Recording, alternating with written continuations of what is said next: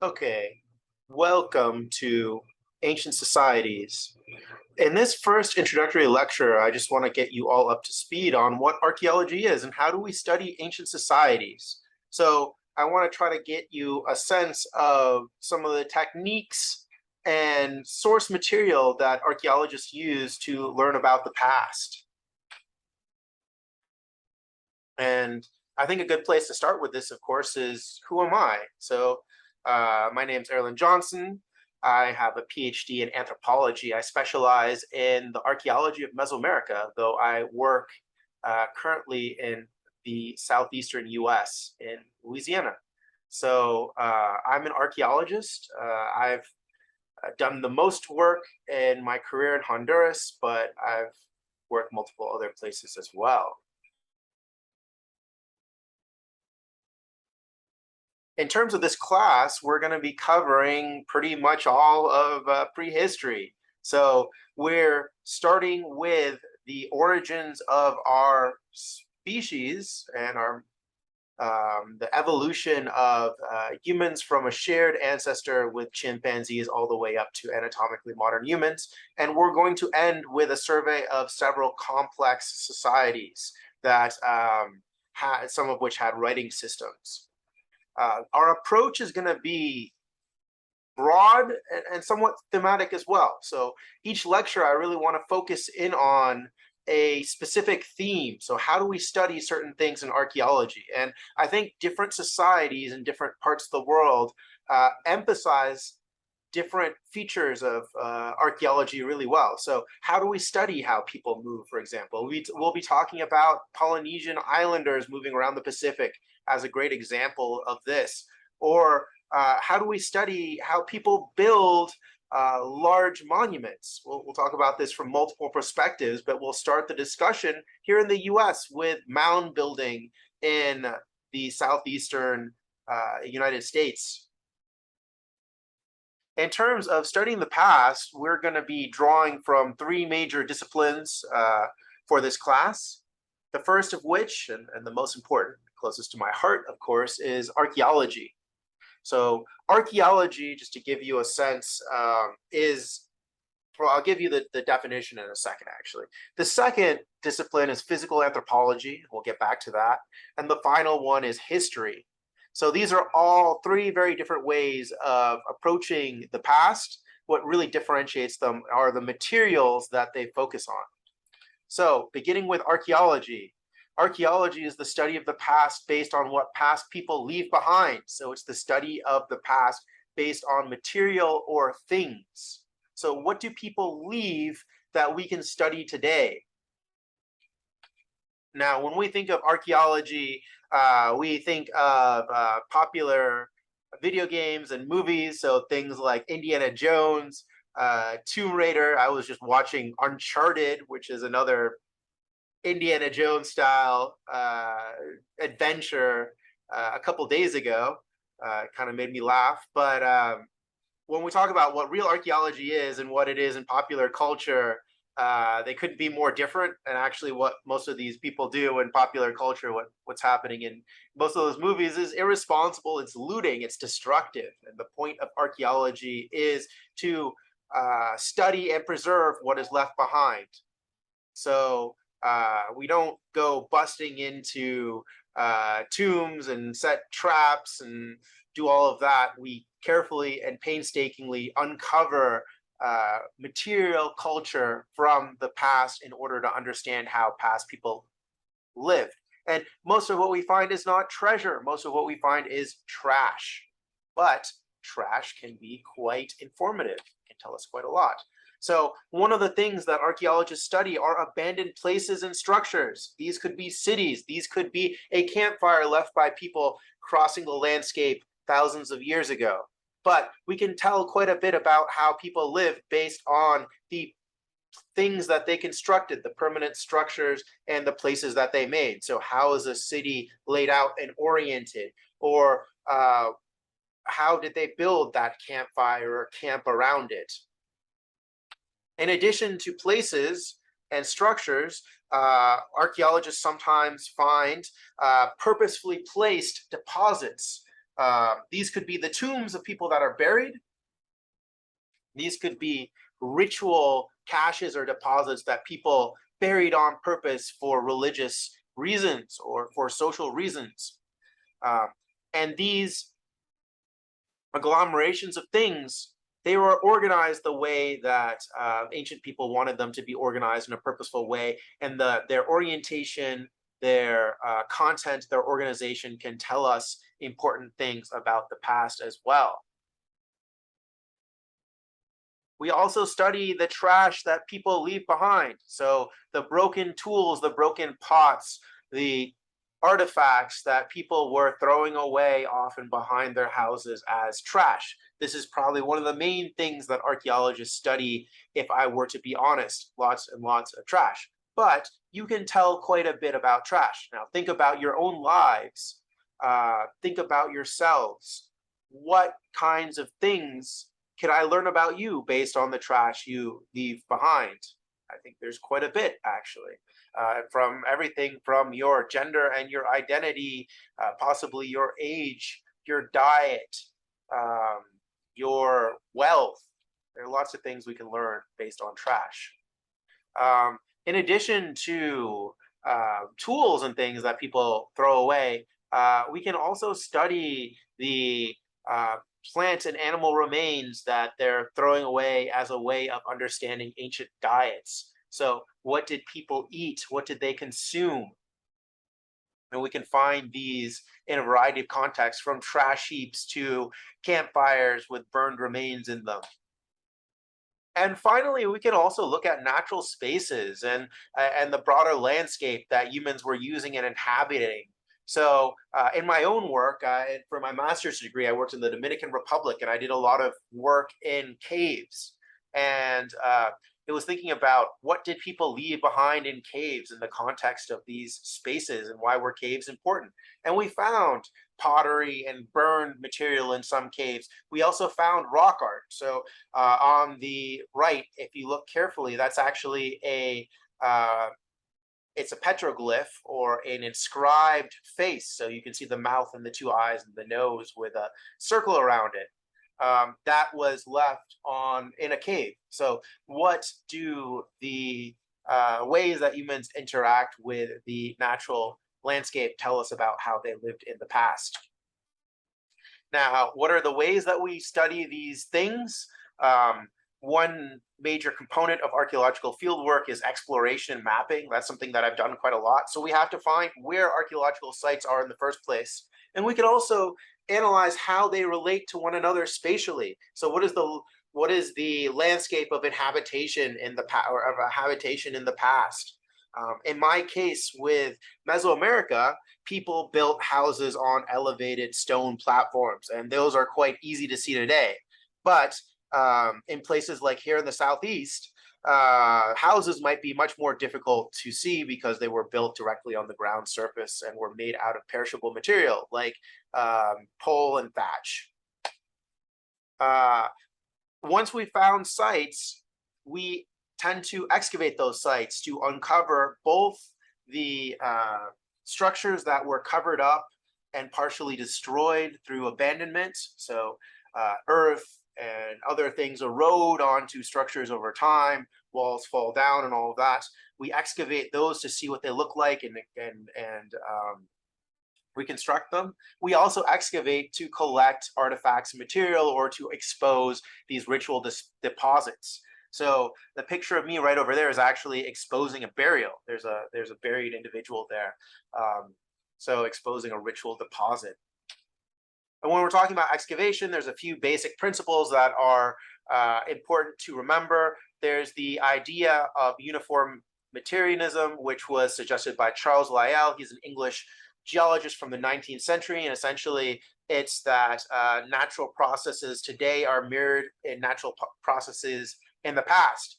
And so we can look at current examples of erosion or soil movement or whatever else to understand why and how artifacts and dirt and all of these things are deposited. One of the most important laws in uniformitarianism is the law of supposition. It's the idea essentially that in most cases, we will find the oldest layers of a deposit the deepest down. So think about if you have a roommate who really hates to clean and they just ditch their clothes all over the floor and they accumulate and accumulate and accumulate dirty clothes. Which are going to be the oldest clothes on that floor? They're going to be the ones usually that are closest to the surface of the floor itself, and the newest stuff they're going to be up on top. This is the same in most cases with geological and archaeological deposits. So the oldest soil layers are going to be deepest, while the youngest ones are going to be closest to the surface. And we can typically differentiate different soil layers based on the composition of the soil, its color, and such. And that's important for dating. So the law of supposition is really important for dating things, because we have two ways of dating things: relative dating and absolute dating. So relative dating is dating something in relationship to other things. And a good example of this nowadays is you can look at people's clothes, and in this slide we're looking at jeans. We can look at jeans over time, and you can tell more or less what age the jeans or the broader outfit belongs to based on its style. And so with archaeology, we use things like pottery, and we use the layers of the soil, the different layers of the soil, in combination with changes in decoration styles in pottery to date things in order to say this is older than, or this is younger than something else. So this is a good example from my own research in Honduras. You can kind of see how one pottery type changes over time. So if I find a lot of this earliest type is Alca Usulutan, but I don't find any Gualpopa or Copador, which are the later ones over there, for example, I can start saying that this soil layer probably dates to 100 to 500 AD. It's a simplification. And what we see with styles, whether it be clothing or it be pottery, is we see these changes in frequency over time, where something is introduced, it's new, it becomes popular, and the majority of a collection of garbage is or it's very, very common in a layer of garbage, and then it becomes less popular. It's replaced by something else. And these battleship curves, where the thicker the line is, the more populated or more popular a certain type of pottery is, really expresses this well. So in addition to relative dating, we also have absolute dating. So absolute dating uses chemical principles and principles from physics in order to assign a date range to a artifact. There's usually specialized things that we collect for absolute dating, like carbon. So carbon could be burnt wood, bone, organic material, essentially. And we can use things like principles like isotopic decay in order to assign a range of dates to a specific layer of soil or a specific artifact or burial or something else. So with relative dating, we can say this is younger or older than something else. And with absolute dating, we can say this is the date that something occurred, give or take maybe 25 years or 50 years or even 100 years. So usually there's a date range. There's not a exact date that you get. And also absolute dating, you have to be careful in terms of the things you're dating. So is that thing a artifact itself, or is it related to an artifact? And how can you relate it in order to date what you're actually wanting to date? So you might not be able to date the pottery itself. Maybe you date a chunk of carbon or the soil or something else using these absolute dating techniques. And there's a whole lot of absolute dating techniques. I'm not going to talk about any of them in any detail. We might mention them during the class. So that's some principles of archaeology in a nutshell. In addition to archaeology, we're also using physical anthropology for our evidence in this class. So what is physical anthropology? Physical anthropology is the study of humans based on biology. And specifically for this class, we're interested in the study of humans based on their skeletons or their remains. So what can we learn about ancient people based on their skeletons? Of course, we have examples of physical anthropology in popular culture. Bones is a show. I guess it's been on. It was on 5, 6, 7 years ago now, so maybe it's a bit dated for all of you, even. But it's a show about physical anthropology where a physical anthropologist is working with the police in order to solve different murder mysteries and different crimes and such.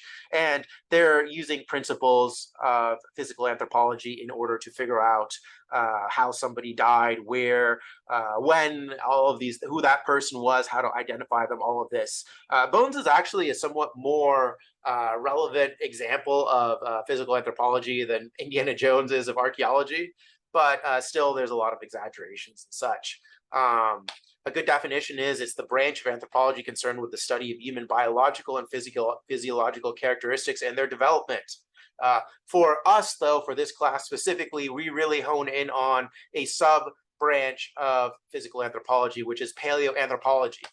And that is specifically looking at the remains of past humans in order to study them. These are our closest related hominin ancestors, as well as ancient peoples themselves.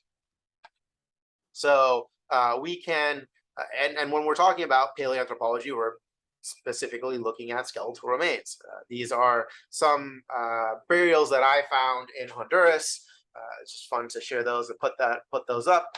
A good question is, what can we learn from a skeleton? So think about that for a second. What can you learn from a skeleton? We can learn about how those individual moved and what they could do based on the types of bones they have and how those bones move and articulate in the sockets. So was this a individual that was climbing a lot of trees? Do they have fingers and shoulders and such that are good for climbing? Were they walking on 2 feet or 4? What were they eating? Did they have robust jaws with with certain types of teeth that are better for plants, or did they have more? Did they have sharper teeth for eating meat? So on and so on. We can figure out age more or less with individuals as well based on their bones. So telling a juvenile from an adult can be quite easy, but we can look at the way that bones change over time, as well as deterioration and wear, in order to estimate ages for older individuals as well. There are ways to sex skeletons to figure out whether they're male or female. With humans, that usually has to do with the shape and size of the pelvis, though there are other secondary characteristics as well that are expressed in the skeleton. We can figure out how they died. So how did they die? That's not always obvious, but there can be things like trauma, and there are also many diseases that leave modifications or remains of skeletons. And we can look at diseases they had during their lifetime and also injuries they had during their lifetime as well. So we can tell quite a bit about individuals based on their skeletons. And we're going to refer to some of this, most specifically looking at our closest related hominin ancestors at the beginning of the course, but we're going to be thinking about skeletons quite a bit in this class as well. So finally, what is history? So history is it's depicted in popular culture, kind of like archaeology sometimes. There's the Natural Treasure series. I guess that's starting to get a little dated even, but historians are opening secret rooms, finding tombs, looking for hidden messages and documents, stuff like that. That's really very, very far from the truth. Most historians, they spend a lot of time in dusty archives trying to read 500-year-old or 300-year-old or wherever else handwriting, usually sifting through a lot of material that's probably not even that interesting in order to find what is relevant to their specific studies. I say this because I've done some history. History is the study of past events via the critical analysis of written sources. So we're interested in written documents and language. And when we're talking about ancient societies, a number of them were literate.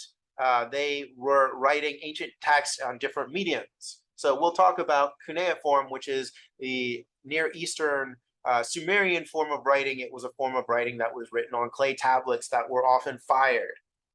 But we find writing on ancient monuments. So the Maya, which I study, they tended to write, or what we have that's preserved of them is overwhelmingly on monuments, so on structures, on statues and such, but we also find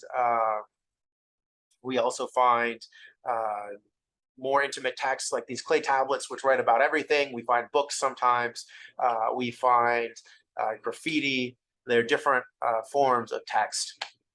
And in addition to the text that people write themselves, we also have texts that foreigners write about those people.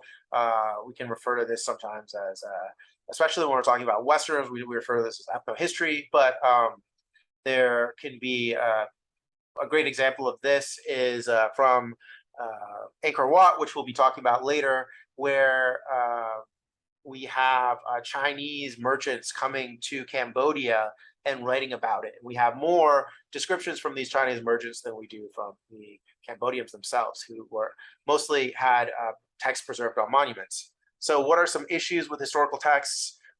There usually is a bias and agenda of the author. So the author is writing for a reason. What are they trying to do? Is it political in nature? Are they merchants writing accounts? There's a reason that they're highlighting what they're highlighting and not writing other things. When we're talking about other people, especially writing about a culture they come into contact with, there can be ethnocentrism or judging that culture based on your own values or the author's own values.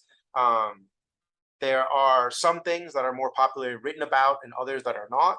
So that might have to do with the mediums that are preserved. So you're not going to write your accounts on stone monuments. And for example, as I said, the Maya, what we have mostly are stone monuments. But also there are just some themes that people write about and others they don't find interesting. Maybe we want to know about, the bathing practices of peasants. You're probably not going to find a lot of writing about that in any ancient society. They're probably going to focus on the powerful, the rich, rulers, and things that are more important at the time and also flashier. And there are certain people that are going to be writing and others that aren't. So generally literate people up until recently tended to be the powerful, the rich and such. And so we get a outsized representation of the past from them. So that's it for our brief introduction to archaeology, history, and physical anthropology. We will start talking about ancient hominins next class.